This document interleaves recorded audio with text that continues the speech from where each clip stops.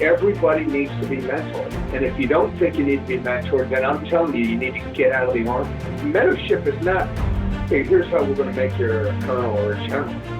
Mentorship is helping you grow to become better. Mentorship is everything.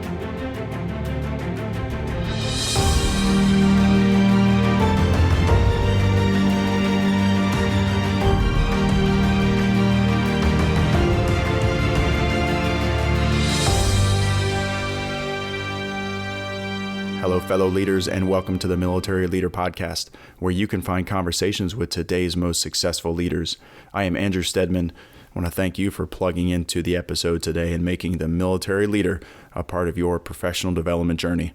You can find this episode and lots of other leader development content at themilitaryleader.com. And when you get to the website, connect on social media, on Facebook and Twitter and LinkedIn, and then be sure to subscribe by email. You will get notified every time a new blog post or a new podcast comes out.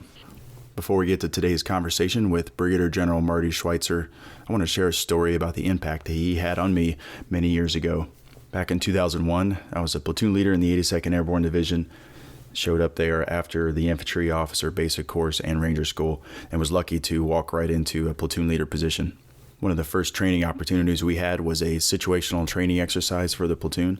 The battalion had set up a 5-kilometer lane with soldiers playing the role of enemy throughout the lane, and our task was to conduct a movement to contact to destroy that enemy and then get to the end so we can move on to the next mission. Now, this was a big deal. It was an evaluation opportunity, and my performance there would set the course for my time in the unit and then really in the Army, because if you screw up something like that early, it'll stick with you for a little while.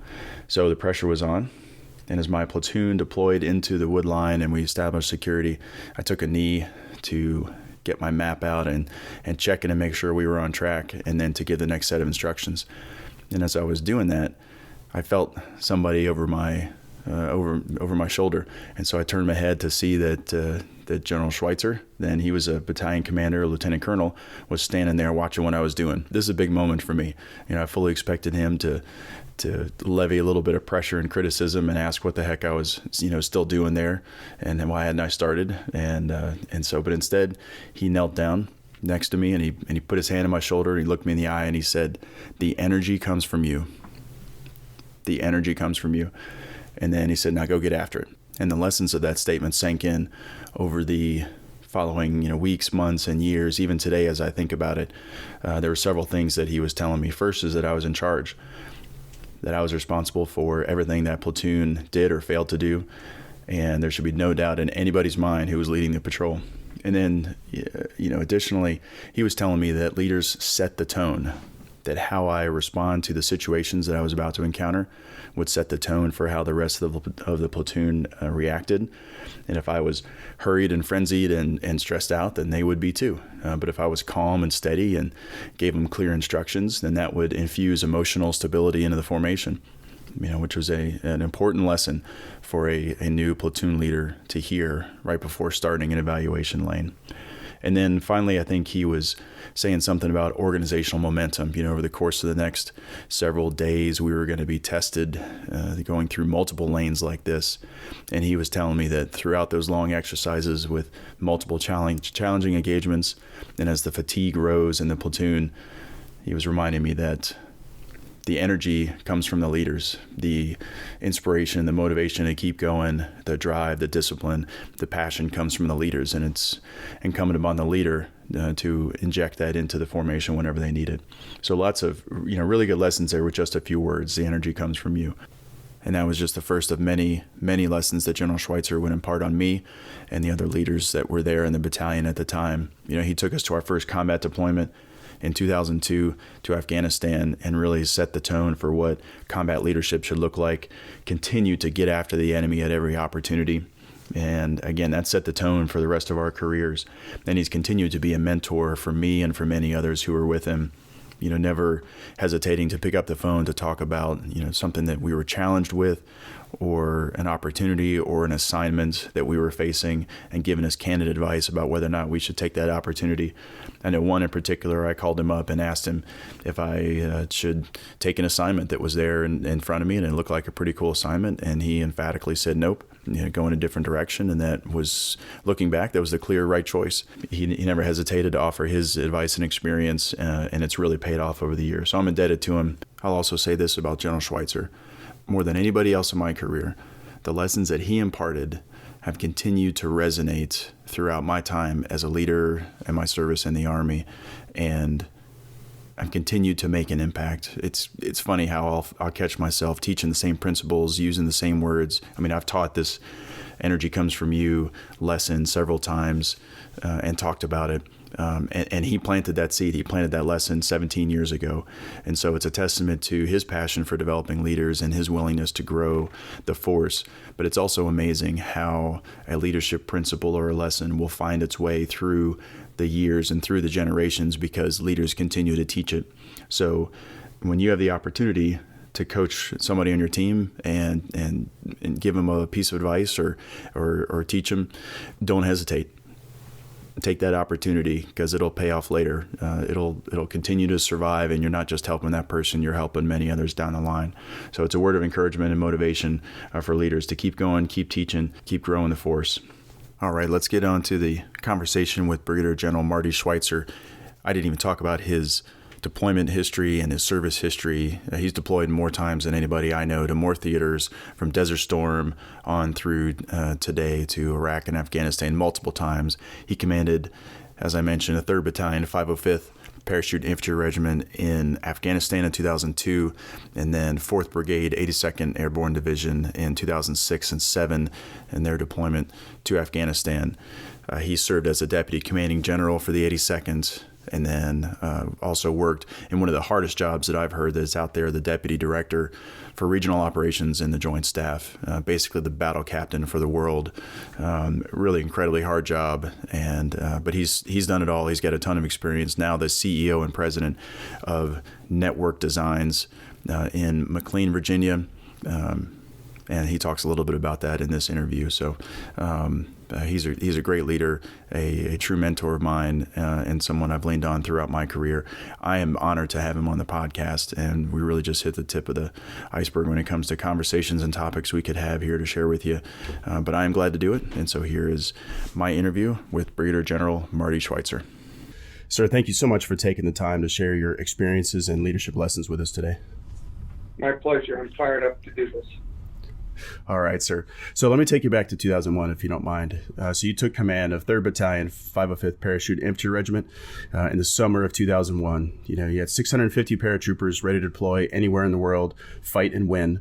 Of course, no deployment was on the horizon at that point, but I want to take you back to September 11th. I'm curious what it was like as a battalion commander in the 82nd Airborne Division on September 11th when you saw the planes hit the tower and realized that we were about to go into an era of conflict.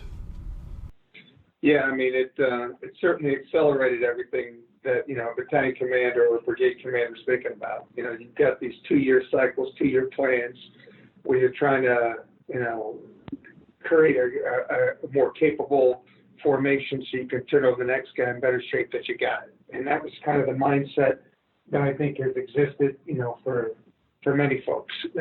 Make sure your formation's wartime ready, and turn it over in a better condition than you got it. And when that happened, I just started cycling through where exactly am I at in this whole process. Are we better than where we were when I got it? And so there were a whole lot of questions because this was just months after taking command that 9/11 went down. So that's really what went through my mind is where are we at? What do we need to do to get to increase our wartime efficiency and effectiveness, and what do we need to close the gap on it? And because I had suspected that elements of the 82nd would be deploying sooner than later, and that did come through. I didn't, no one could know if it's your battalion or your brigade getting deployed, but in our case it was. Yes, sir. Did you identify any gaps that were immediately apparent that you accelerated, after that happened? Yeah, look, and you know this personally, but I spent a lot of time focusing on my training audience, which was platoon leaders and platoon sergeants. And what I found the biggest gap at our platoon level was the understanding of the impact of and effects of ordnance and direct and indirect fire munitions that our soldiers were employing, and then how to optimize or maximize those effects so you can build your maneuver around those effects. We do that routinely for the big bullets, for the artillery bullets, but we rarely do it for our direct fire weapon systems. And so in my estimation, after the first 3 months, it became very apparent to me that we were ignorant as a formation with our ability to properly employ our weapon systems. That doesn't mean we weren't accurate with them. We were very accurate.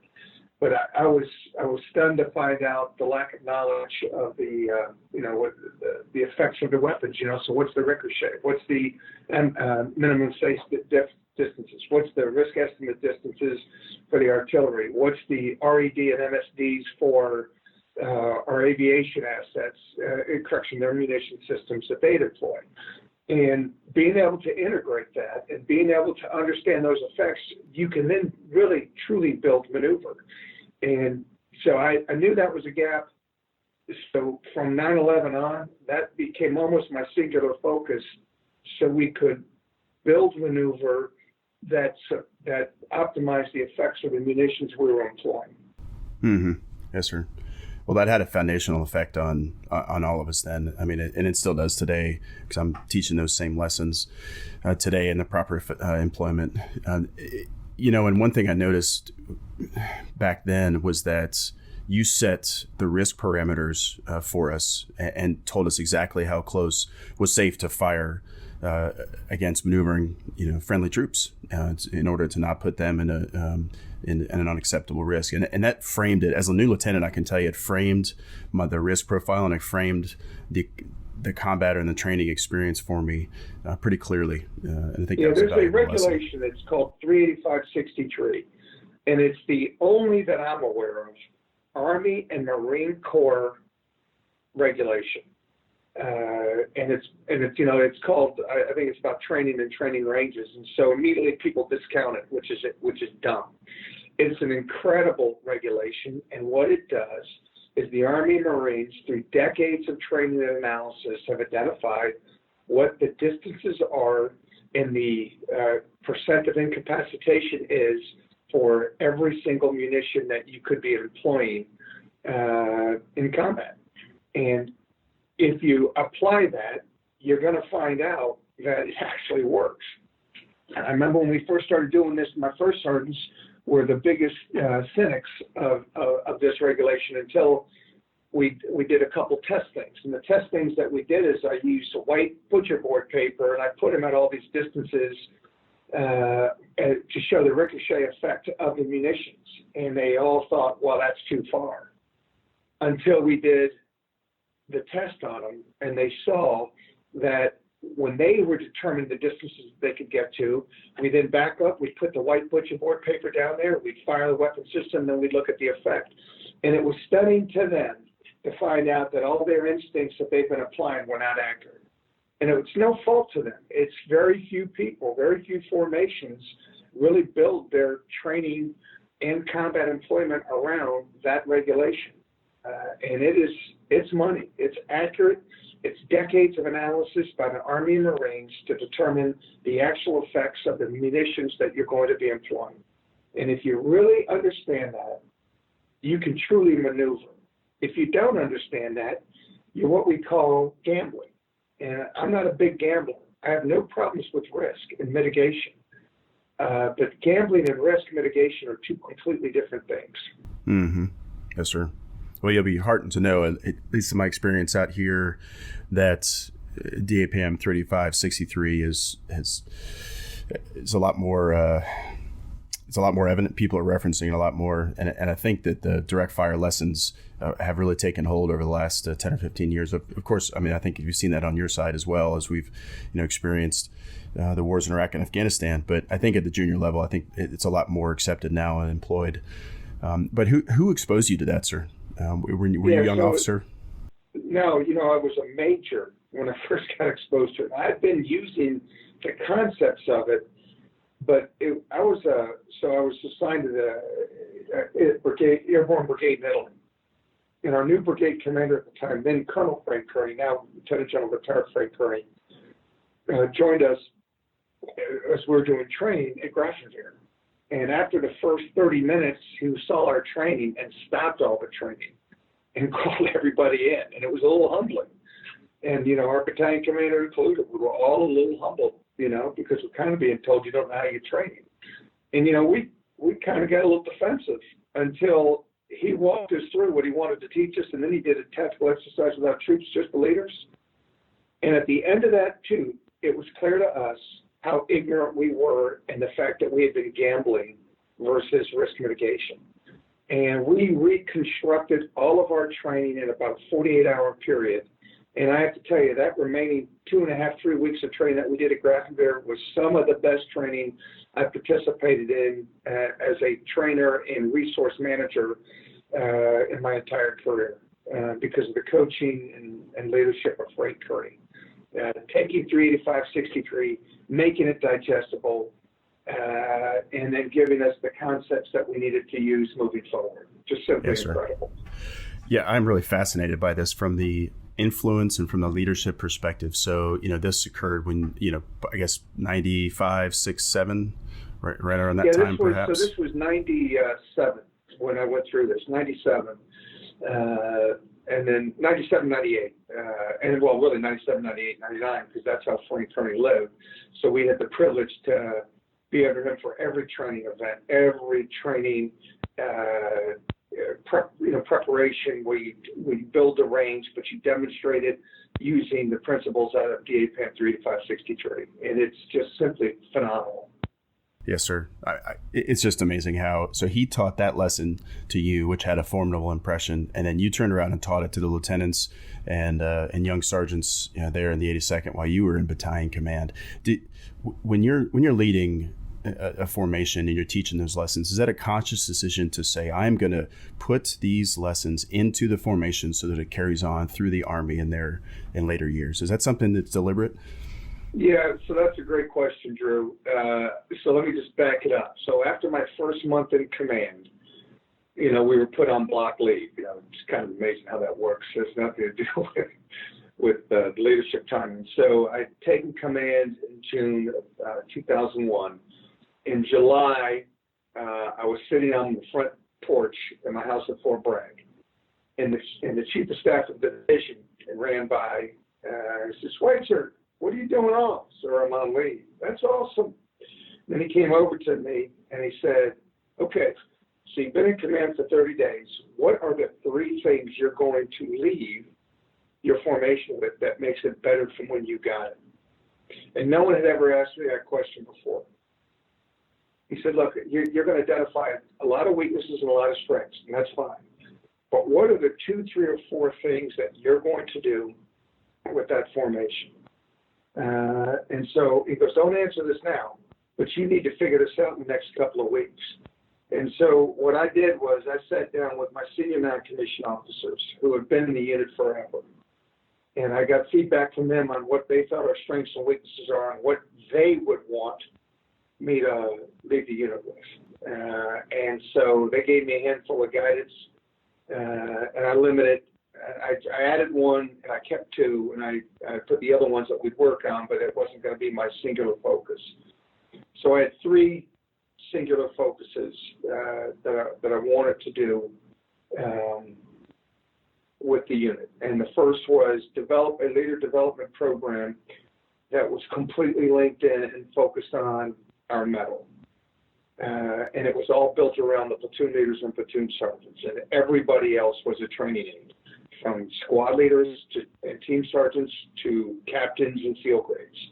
Everybody was a training aid to help me inculcate these 3 concepts into the platoon leaders and platoon sergeants. So the first was a leader development program that was focused at the platoon level, and that was built around ensuring that the platoon leaders and platoon sergeants were the subject matter experts, because at the end of the day, they're going to be out there alone at the end of the spear making the decisions of the employment of ordnance and making the enemy go away. So that was number 1.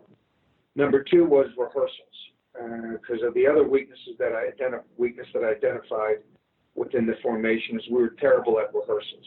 Rehearsals used to be a series of back briefs or lieutenants and sergeants and captains talking on the terrain board. And you could lose the will to live if you called that a rehearsal.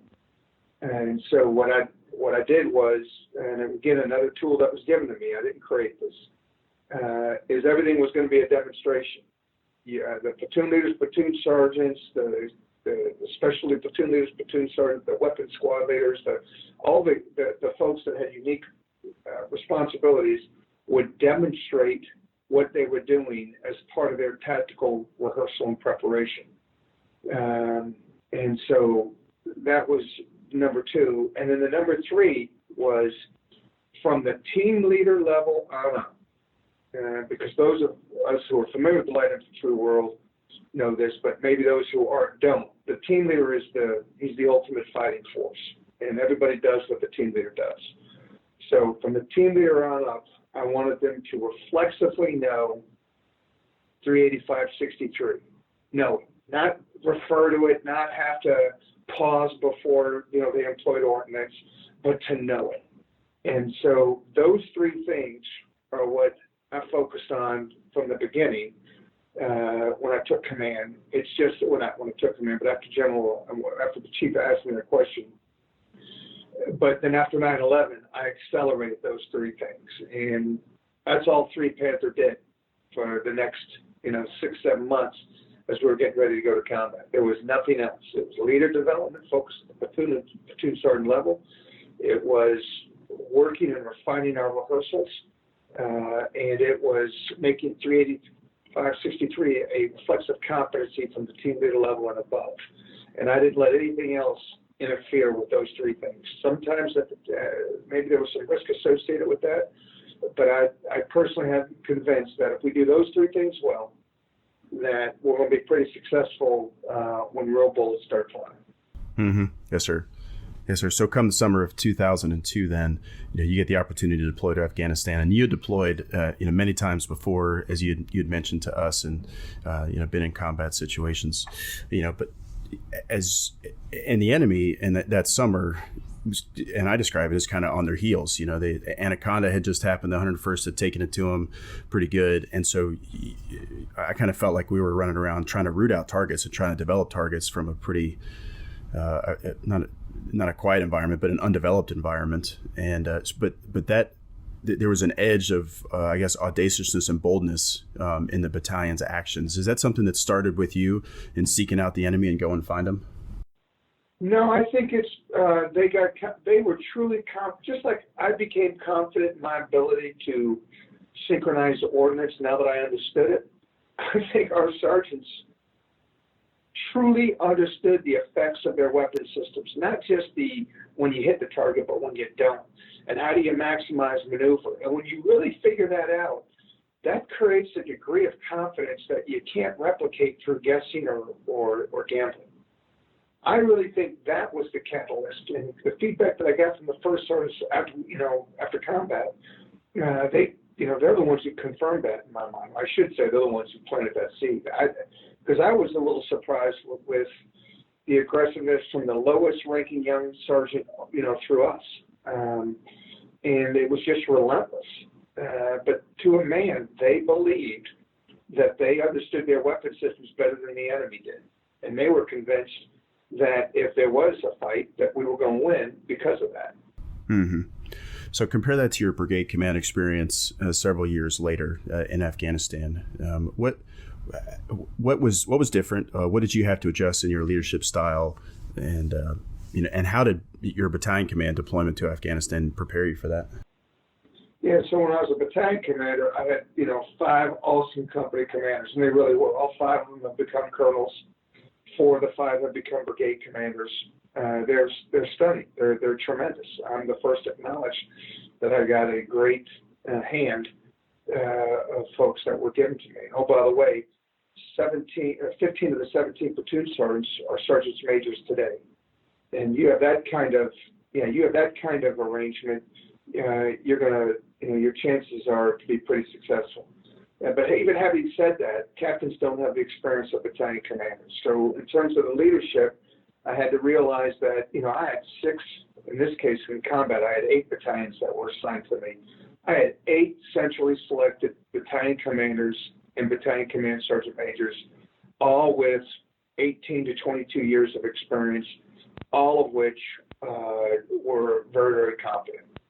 So I realized after the first month or two in brigade command that I couldn't have the same personal tempo of going out and visited training, because I remember the first 2 months I was everywhere. I went to every training event. I went to every leader development session. Because that's what I thought I was doing, until, my sergeant major came to me and said, "Hey, sir, it's awesome that you're doing this, but remember, they're battalion commanders and command sergeant majors too. You got to give them a little freedom." And I wasn't micromanaging. I just attended and observed, but even that is disruptive. So I had to adjust my style, and then I refocused my leader training to where I was going to make my influence at that point was going to be on the company commanders and first sergeants. And so what I did is I took those same 3 principles, I adjusted the training a little bit to apply it to the level that I was focusing on. But it was still rehearsals, it was still a leader development program, and it was still 385-63, because there's different roles and responsibilities you have as you moved it up. And so that's how I was going to make my influence and impact, so they understood how I was thinking. So that company commander could truly think 2 levels up, because I focused on the company commander and company first sergeant, even in combat. We did leader development training in combat during downtime. I synchronized it. Again, it wasn't just leader development training. It was associated with the mission profile that I was going to be giving that battalion, or had given that battalion. And so we just resynchronized what we were doing. We did training events in Afghanistan as we were getting ready to go do mission profiles. And so we built that all around mission rehearsals. I had to adjust the direct leadership style and come off that a little bit. I refocused the company commanders and first sergeants. I had to tweak the leader training program so it synchronized with what they were doing in the environment that they were in. And then what I wanted to always inculcate with everybody is, don't think you got it. Constantly lean on others to help you. And so what I did in brigade command in combat is I had JRTC come out. And while we were in combat, I had the right seat write us and give us another OCD briefing, just like we did during the CTC. We got extended from 12 months to 15 months at about the 3-month mark. And then at about the 6-month mark, I sensed that we were getting sloppy. And it was not just sensing it, between me and my Sergeant Major Richard Flowers, awesome man. We were constantly out there in the fight, and we both came to this conclusion that we were getting sloppy. And so I called JRTC. I asked them if they'd be interested in doing this.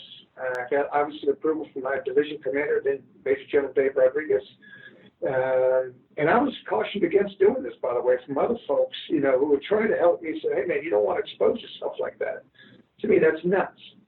I wanted to have JRTC come out and OC us in combat and really take all of those lessons learned at JRTC, really take all those lessons learned and all the experience that these OCs had to give us feedback. And so they went on missions with us. They participated in planning with us. And we had them out there for about, 2.5 weeks. And it absolutely was a catalyst to reinvigorate our discipline and our attention to detail from targeting to execution. That was something that I'm personally convinced also helped. And it's also where I can influence the fight at.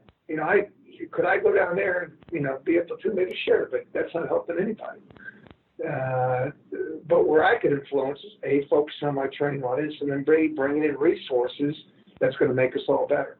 So those are probably the 3 things that I did differently in brigade command from battalion command. Yes, sir. That's fantastic. I think folks can really benefit from that idea, and I'm sure the formation did too. Having a second set of eyes. It is easy to get not complacent. It's easy to get comfortable with your surroundings, comfortable with your capability when you're, sometimes it was a static environment over there. You're lots of patrols and lots of engagements, but you spend an entire year in one location, and that gets familiar. But that's outstanding. Can you describe your toughest day in combat over the course of your career? It's probably when our artillery battalion, led by then Lieutenant Colonel Scotty Custer, Great American, he had a combined task force at his level, and he was responsible for the Kelsey province. And this is when we had made the collective decision, we the leadership, that we were going to partner and embed with the ANA. And so there's a lot of risk associated with that. And at one of these outposts, we had an ANA soldier who really wasn't an ANA soldier, who got inside the wire and then blew up the gate, and we had some folks injured. And it was tough, because it was tough not only that we had folks injured, which sucks, and it was tough because it gives the enemy this perception of some level of victory. But it was tough because the whole concept of embedding with the ANA was built around trust. And, we're not asking our soldiers to do easy stuff. We're not. Because if we were, soldiers wouldn't be doing it. And so having to rebuild and reestablish that trust, recognizing that if we didn't have that trust, getting the ANA strong enough to be able to defend itself would never occur. So this was the seed that was planted to where we are today that enables the ANA to take the fight to ISIS and the challenges that they have. It had to start somewhere, and that's where it started. And the vision of where we're at today is what General Rodriguez and I both had to be able to get to. And we were concerned, I was concerned that we wouldn't be able to get there because of this kind of incident. And so that was a tough day at every level, from soldier impact to mission risk. So that I would put that right up there with a couple others. Yes, sir. Yeah. So let me shift gears then, sir, and ask you about leadership in junior NCOs. But you mentioned, lieutenants and captains who you focused on over the course of your career. What do you look for in those young leaders, say new lieutenants, platoon leaders who are just figuring it out? What qualities do you look for to indicate potential for, say, a successful company command or even battalion command later on? Intellectually curious. The kids that come out there and think they got it, they're going to hurt somebody. And we got to break that quick. Otherwise, they're going to take that with them for years to come. And if you're not intellectually curious, if you think you have it, if you think you're not going to learn from your sergeants, if you're your peers, everybody always learns from the boss. But that's butt snorting. That doesn't mean anything. If you're learning from your boss, learning from your peers, then learning from your subordinates, and you're doing your own personal approach to preparation, that's what I'm looking for in a kid. Nowhere in there did I say the strongest, the fastest, the most effective, because that may not be the result of those lifelong skills that we need for leaders to be able to demonstrate. And then the second quality is he's got to love his soldiers. And I don't mean love nice. I mean, he's got to love his soldiers, that he's going to work their ass off. In the same manner, he's going to put them in a position to do everything that they can do for their personal desires. So if I see those two qualities in a young leader, then I know I've got someone that is long for this army.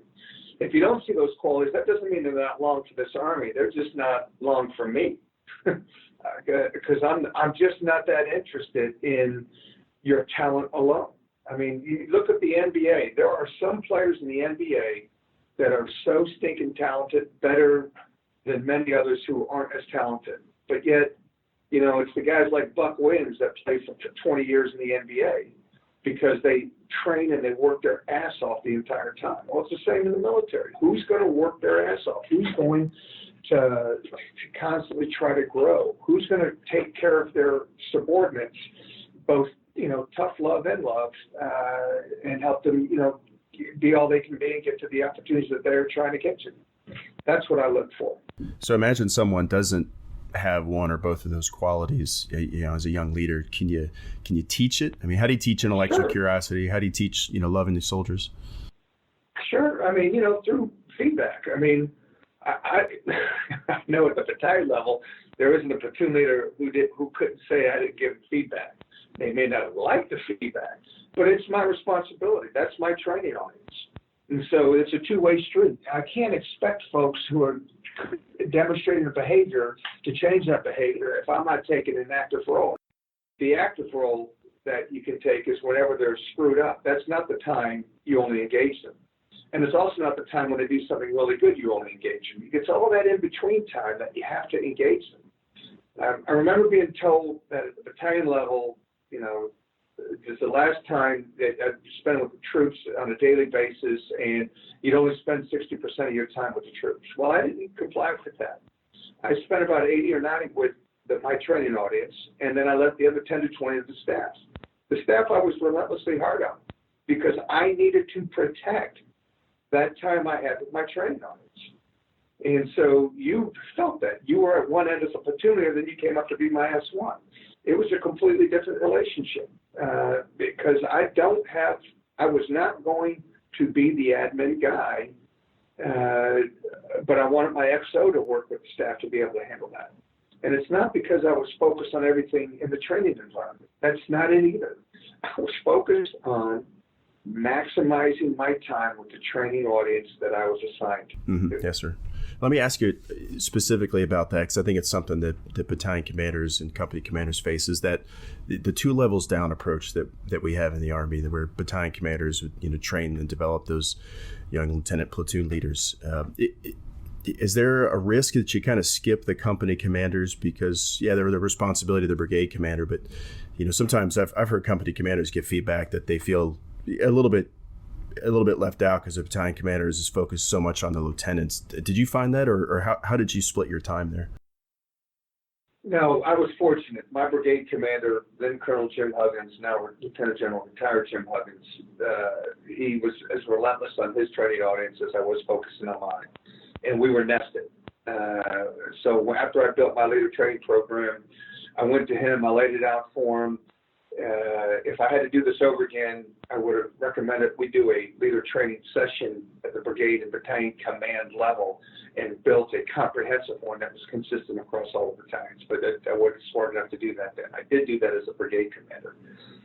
But he and I were nested and linked. So for me, that was not a problem. Having said that, though, my company commanders at the time, I think, would tell you that they also felt they were my training audience because they were my trainers for the leader development program, and they would then brief me. I didn't have the three of the XO intercede on the back briefs for what we were going to do for the next leader training session. That was my lane, my responsibility. I was the senior trainer. And so I had the company commanders and first sergeants brief me what their lieutenants and platoon sergeants and squad leaders were going to do for the next leader development program. Now, it was already approved upon the task, but in terms of the back briefs and the IPRs, that was done to me. And so they were getting that touch every day. Plus, they were part of all the AARs. They were part of all the training resources that we did. And so, one of the things that I think that we've gotten away from, at least by 2014, I don't know if we picked it back up, is complying with our old training strategies at the battalion and company level, this integrated effort to put training together. And the war got in the way of that, of letting that go, which we should have never let it go. So 25-100 and 25-101 were probably the two best training manuals during my career, the brigade level and below, that I constantly used to put together, orchestrate, and synchronize training. Okay. Now that you mentioned the feedback there, I do remember as lieutenants, and you did this, I think, pretty early on in your tenure as battalion commander, you had the lieutenants survey each other, like do peers in Ranger School, right. Kind of similar concept there. What was your intent behind that, and what did it tell you about those that you senior rated? So it only works if the folks know that it's going to be used in a positive manner. That's number one. It doesn't work if people think this is used as an I gotcha. And it wasn't just the lieutenants, it was every officer went through this, to include me.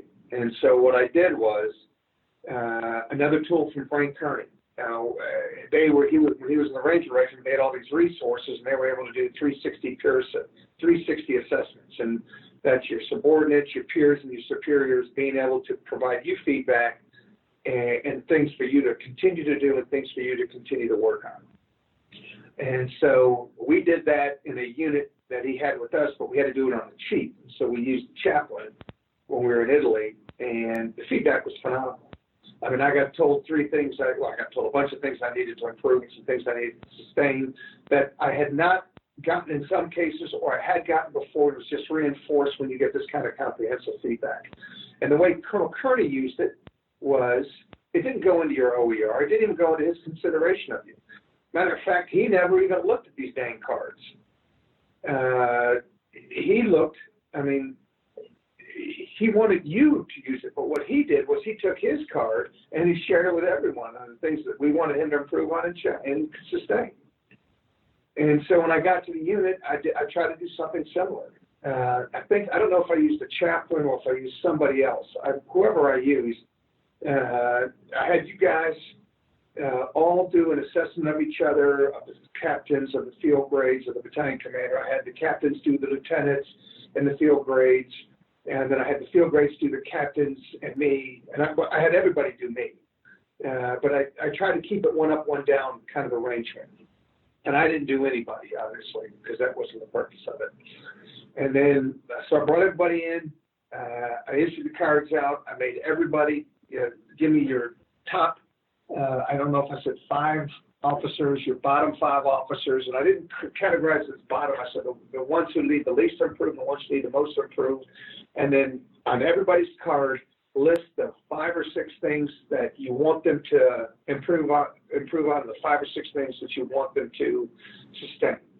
The one coaching point I had is, if you want your card to count, don't give me bullshit. Don't get personal. Don't do any of that kind of stuff, because that's not helpful. And the purpose of this was to provide feedback to the leader so they could decide what they were going to improve upon. And invariably, that officer took the input and tried to fix it. Now, in my case, I got, 6 or 7 things to improve, and 6 or maybe 5 or 6 things to sustain. And so I brought everybody in after we did this assessment, because I never saw the cards. The cards were giving only back to the individuals that were assessed, and they were summarized. So it's not the actual card. The chaplain or whomever I had do this summarized each officer and their strengths and weaknesses, and that was given to that officer. So the only person that knew everything was the chaplain. And again, I don't remember if it was the chaplain or somebody else. Yes, sir. I remember you briefed, or it was part of counseling, I think, is you briefed me personally about what that feedback was and what the peers had said and how they ranked. And that was powerful, to hear that. So when I sat down with, truthfully, Drew, the way I got that is I got that from you guys. I never saw the summary counseling. I got it from you guys being so open about sharing what it was, which told me that this was really working. But I remember I brought everybody in, so I read my card. Here's the things you want me to improve. And you guys gave me, 5 or 6 things. Well, I couldn't improve those 5 or 6 things at once. So I told you guys, here are the 3 things I'm going to focus on. And here are the 3 things that'll be out there. If I get to the first 3, then I'll get to the next 3. And then I didn't focus on sustain. And I said, so this is going to help me get better. This is the purpose of what we're doing.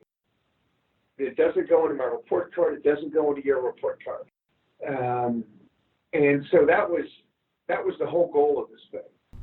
Yes, sir. So how about right now in your current position? You've transitioned to president, CEO of Network Designs. So is that kind of feedback, is that kind of leader development approach something that you apply today? Would be received in the same way? No, you got to be real careful out here. Right. That's why, look, I love everything I've done. I love what I'm doing. I'm working with a bunch of great people. But, when there's something unique about the military that is not replicated anywhere else that I've been. I'm sure maybe first responders, the police force, the firefighters, those kind of guys and gals, they probably experience something similar.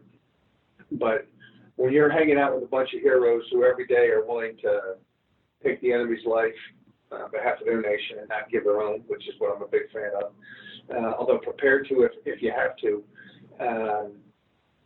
There's just a unique quality when you're hanging out with folks like that who are already trying to contribute something bigger than themselves.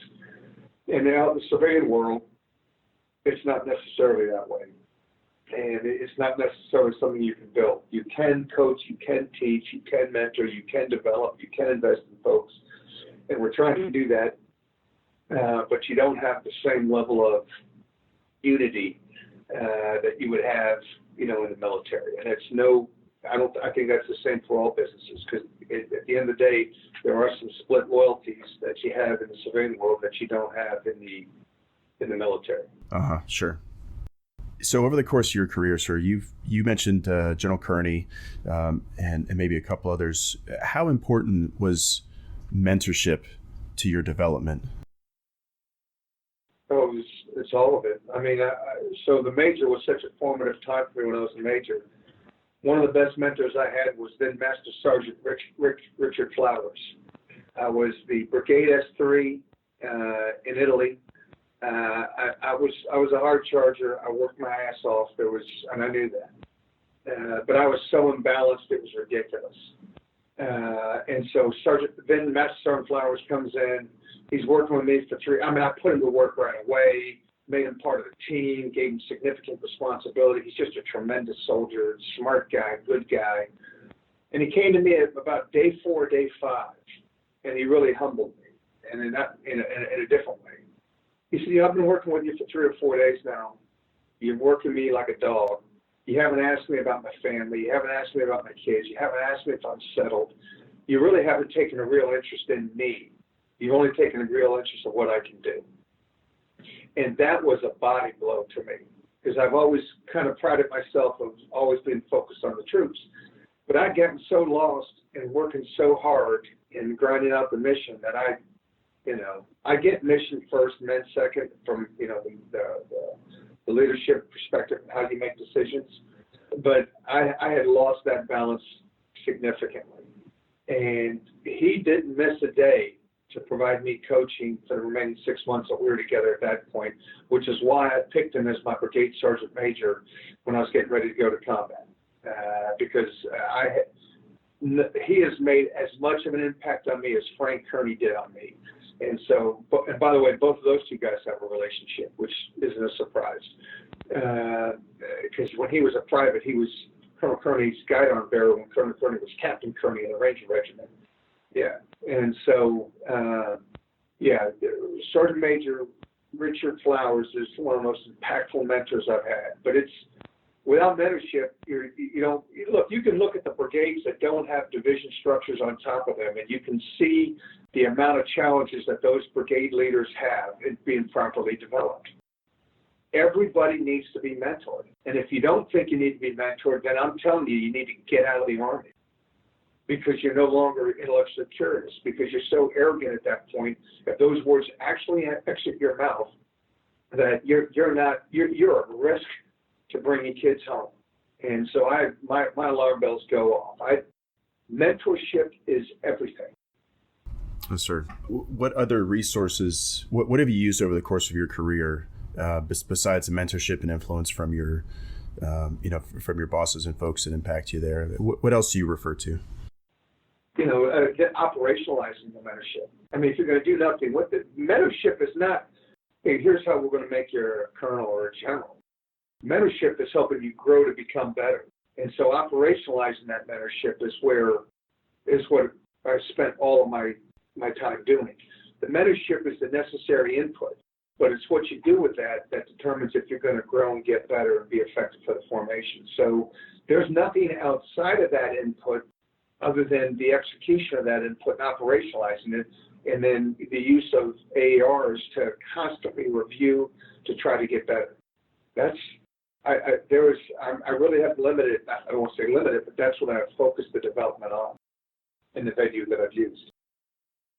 Well, if you don't mind, I'd like to just ask you kind of a question about balancing the Army and the family, because you mentioned, getting a reality check there from Sergeant Major Flowers. But, throughout your career, when the sacrifices of the Army start to impact your the family, and those things start to come into contact, how have you managed that? And was there ever a time where you thought, well, maybe this is just going to be too rough? Maybe I should consider something else? Because it happens for a lot of folks. So did it ever happen for you? Yeah, and I would say that there's no doubt in my mind that I didn't manage that. I did. I'm also, this isn't going to be popular, but I don't think you can manage it if you're really going to focus on bringing the soldiers, giving them the best opportunity to come home from a combat operation. You're getting, I don't care what level you're at, whether you're a platoon leader, company commander, battalion commander, or brigade commander, you're getting anywhere from 30 to 3,000 people put underneath your command, from other moms and dads that are trusting you to put the right architecture in place that gives their son or daughter the best chance to come home from a high-threat environment, which combat is. So I don't know how you balance that with your personal time if you're going to achieve that mission and that end state. And so I am sorry that I didn't balance. I got to tell you, I'm not sure I'd do a whole lot different because of the success we had on the mission side as well as bringing soldiers home. So I don't have a great textbook answers. I mean, I've heard a lot of these great leaders, say stuff like, well, you balance it, you lead by 6, all of that. That's all bullshit. You do that, you're going to leave people on the battlefield.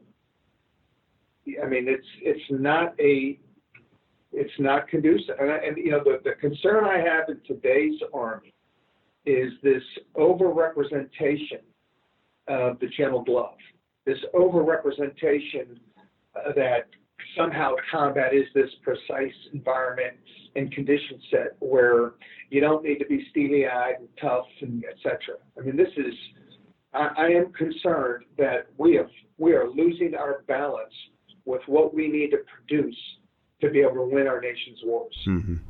Yes, sir. What should we change right now then? Say at the platoon and company level, what young leaders go out and change right now to get prepared for that? We're not training. We're not training the way we need to be trained. I mean, you go to Fort Bragg today, and you see all these constraints applying 385-63. You cannot apply DAPM 385-63, which title is something about training ranges and live fires. You cannot apply that on Fort Bragg today.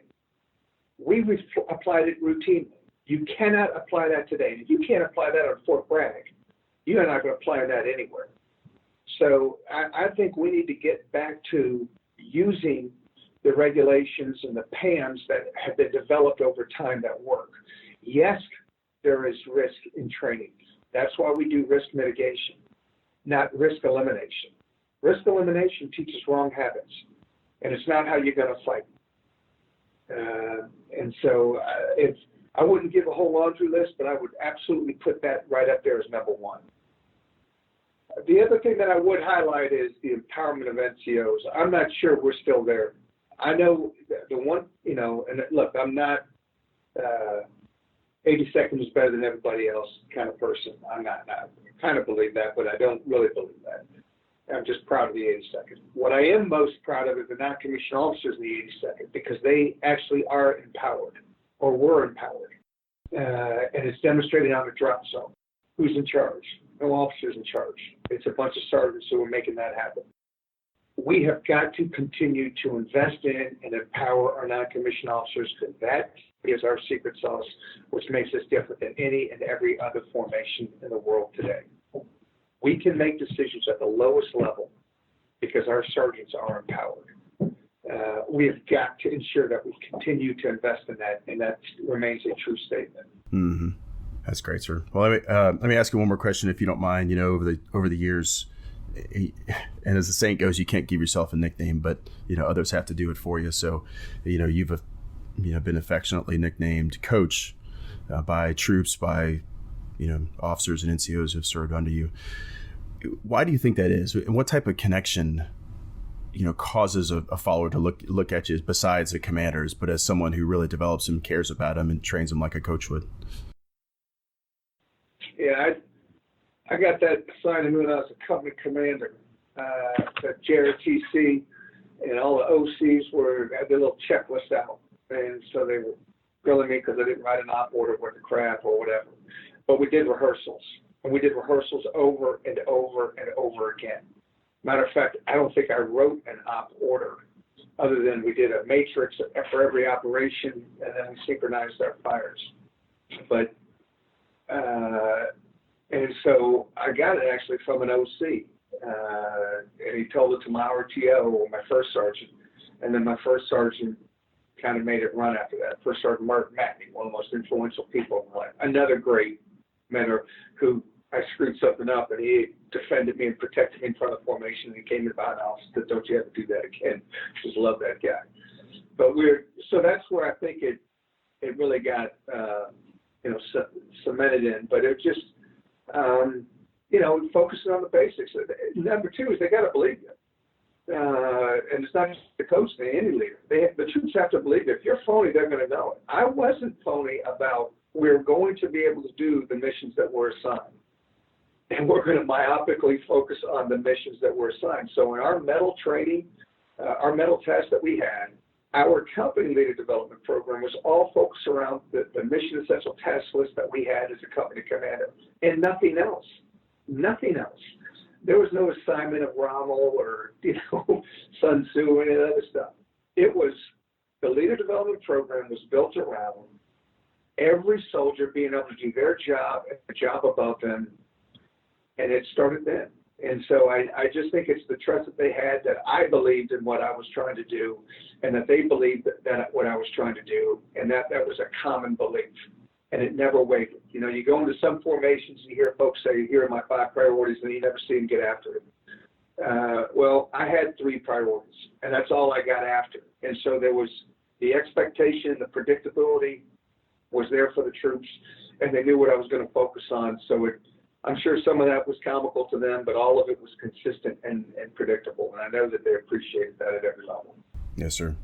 I got to just thank you personally for investing the time in junior leaders across the Army, because it's made an impact as evidenced by the success of those that you've worked with and led and fought with. So, we appreciate you for that, sir. But I do want to thank you for taking the time today to chat with us and share your lessons, because I think it's important for today's soldier and leader to hear.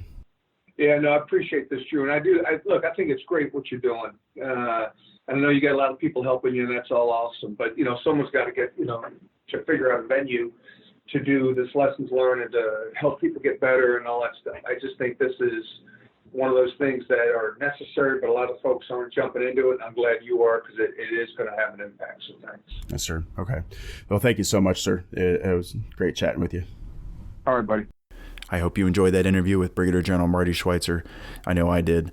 There's something about that direct leadership style, that no frills, no pulled punches engagement, and honest feedback and candor that really resonates. I think a lot of people look up to that and aspire to be that. So I just appreciate everything he's done for me personally, and for spending the time to come on the podcast here. I really hope it was beneficial for everyone listening, and we thank him for it. All right, the next guest on the Military Leader Podcast is Colonel Eric Lopez. Colonel Lopez is a 1996 graduate from West Point, an infantry officer, and has done just about everything infantry you can think of. He's been in the 101st Airborne, the 75th Ranger Regiment, the 10th Mountain Division, 2nd Infantry Division, 1st Infantry Division. He has been to Iraq and Afghanistan 7 times, and has led at the company and battalion level in Afghanistan, and worked as a battalion and brigade operations officer in Iraq. He is just finishing up the War College and is taking 3rd Recruiting Brigade this summer. He's got a unique, engaging, positive leadership style that really comes out in the interview, and there'll be tons of lessons for you. Definitely don't want to miss it. One thing he's done recently is created Lopez on Leadership. It's a YouTube and Facebook page where he shares lessons from his career and then interviews other leaders who also share their insights. So it's a great resource, Lopez on Leadership. Be sure to search for it on YouTube and Facebook. And here is a little sneak peek at next week's conversation with Colonel Eric Lopez. The younger generations are influenced by what they get on their phone. So let's say the average soldier looks at their phone 100 times a day, which is probably low. Every time they're looking at their phone, whether it's Snapchat, Twitter, Instagram, Facebook, whatever, they are being influenced by someone. Kylie Jenner has over 100 million followers, right? So she is influencing people, hundreds of millions of people every day. Where are our Army leaders in that equation? So if your soldier is looking at his phone or her phone 100 times a day, how many times are you, as a battalion commander, company commander, PL, squad leader, whatever, how many times are you in that equation of influencing them? We've got to figure that out. If we're sending out our guidance on an email with an attachment, we're irrelevant to this generation. The days of the colonel tells the lieutenant colonel tells the major tells the captain, all the way down. If we're doing that, we are irrelevant. We are not communicating. We have to go from the colonel to every single person in the organization. And that's what social media and digital tools allow us to do. That is going to be a fantastic episode next week with Colonel Eric Lopez. You don't want to miss it. Thank you so much for plugging into the Military Leader and making it part of your professional development journey. I encourage you to share this resource with your team, with your friends, your colleagues, your network, and on social media. And if you find something that strikes you and provides insight for you, then I encourage you to share that and bring folks into the community to enhance the conversation on leadership. And if you want to help fund the Military Leader, there is a link to Amazon that is on the webpage there on the right-hand side. Just click there when you're ready to make an Amazon purchase, and a small donation will go to the Military Leader. It helped me keep this going here. I appreciate it. Music from this episode was composed by Ilya Rayovsky. Reminder that the views expressed here do not represent the U.S. government in any way. Thanks for listening, and lead well.